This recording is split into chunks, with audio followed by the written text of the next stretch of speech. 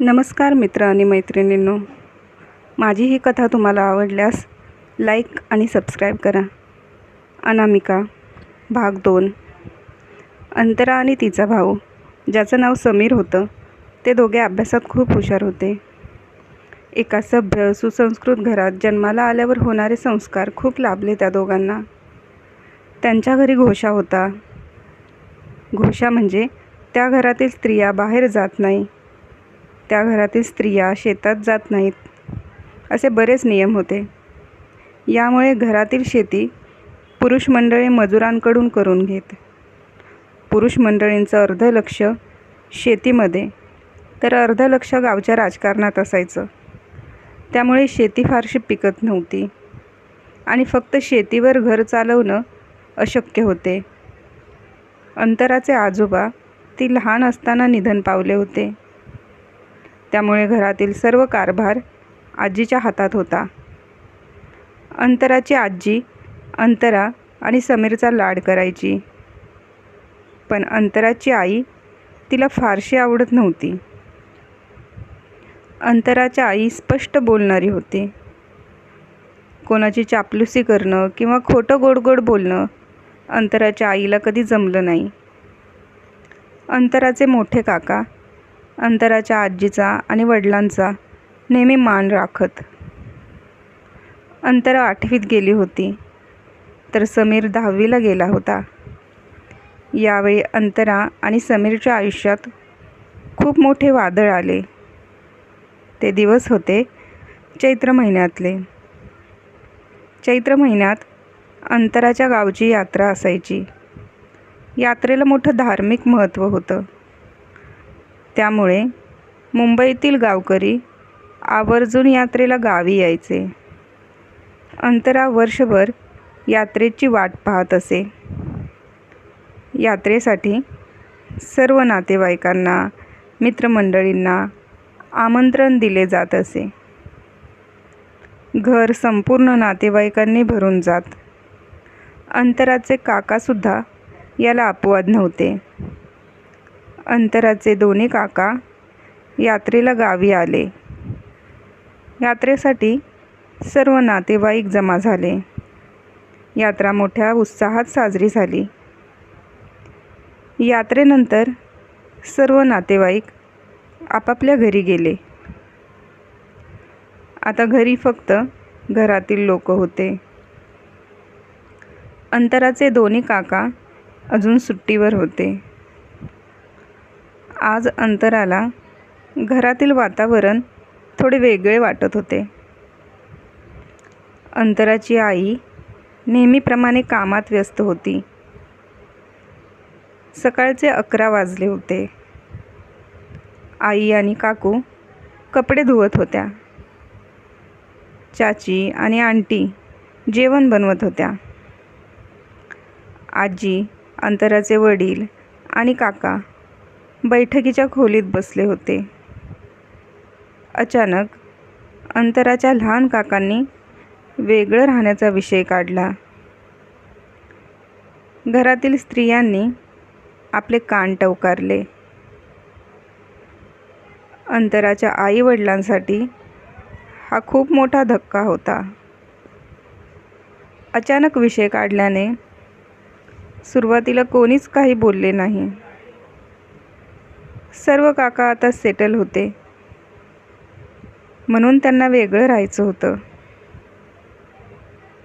यावेळी आजीने सर्वप्रथम स्वतःची सोय करून घेतली, कारण तिला अंतराच्या कुटुंबाबरोबर राहायचे नव्हते. अंतराची आजी सर्व काकांकडे 1-1 वर्ष राहील असे ठरले. अंतराचे मोठे काका बोलत होते, अंतराचे लग्न होईपर्यंत आपण एकत्र राहूयात. पण कोणी ऐकायला तयार नव्हते.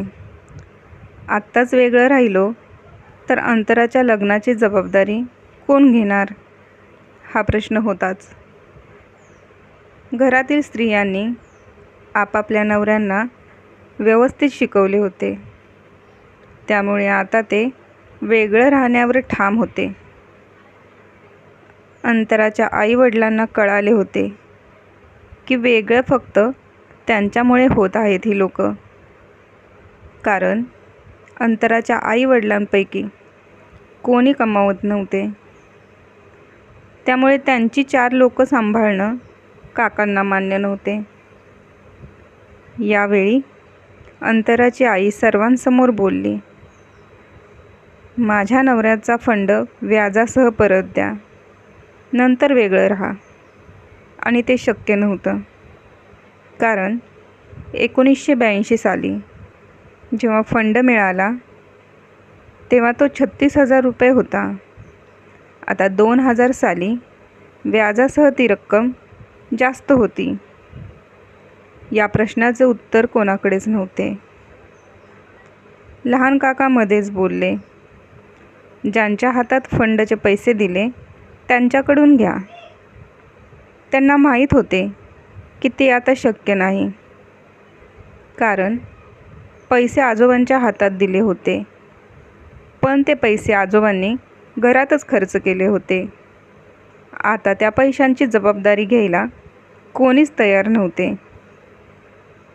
अंतराचे वडील, जे बराच वेळ शांत राहून सगळं ऐकत होते, त्यांना हे उत्तर अपेक्षित नव्हते.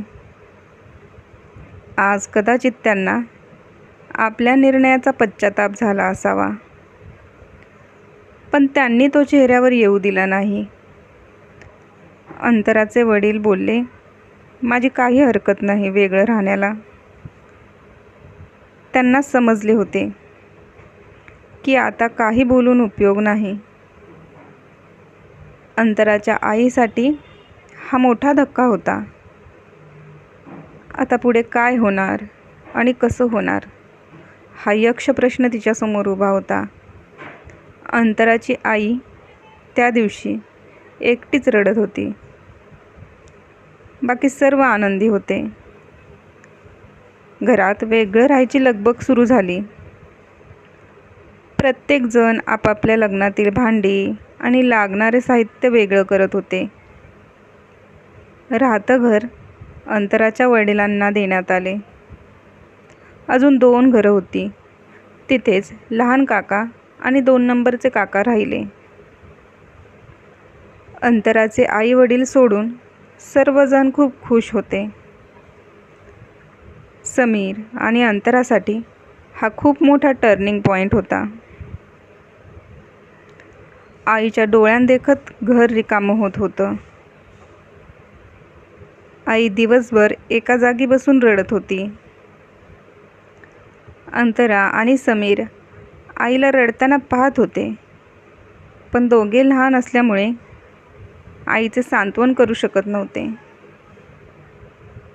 आपल्या आईला रडताना पाहून दोघांना खूप वाईट वाटत होते. संध्याकाळी पूर्ण घर खाली झाले. याला अपवाद फक्त अंतराचे काका होते.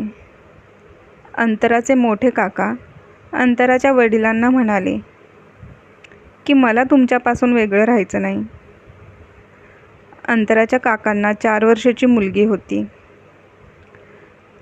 ते तिच्या शिक्षणासाठी मुंबईत रूम घेणार होते.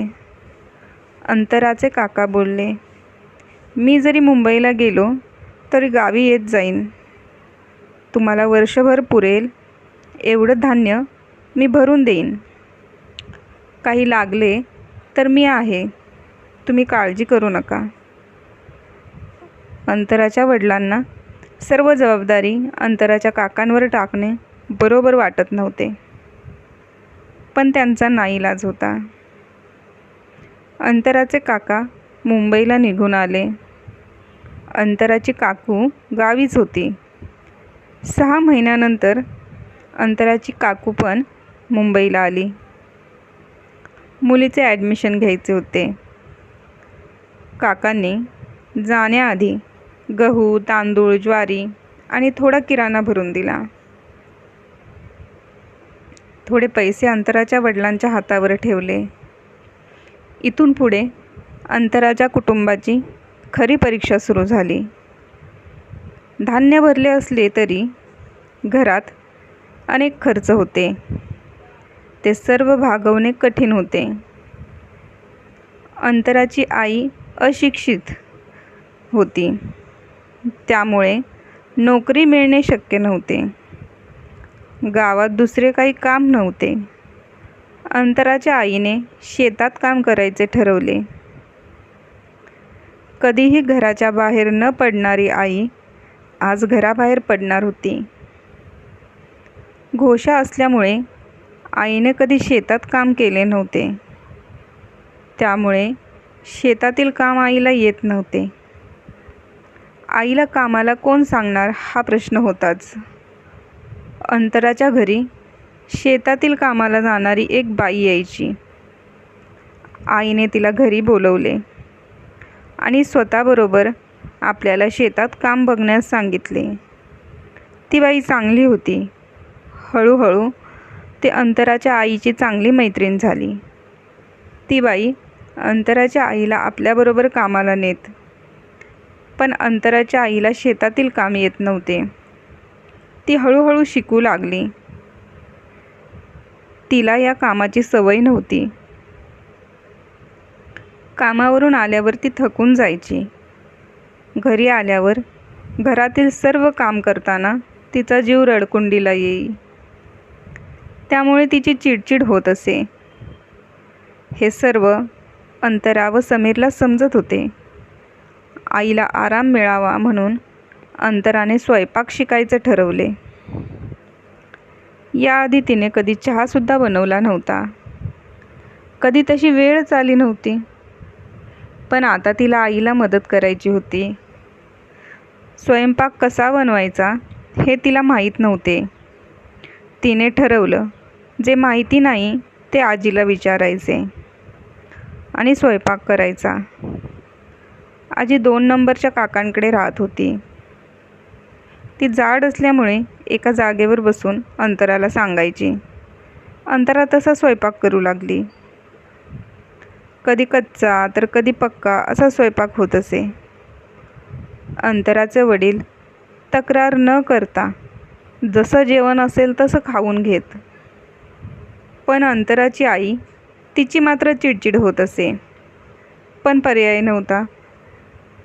समीरची कसली आवड निवड उरली नव्हती. तो या एका प्रसंगाने कोवळ्या वयात खूप समजदार झाला होता.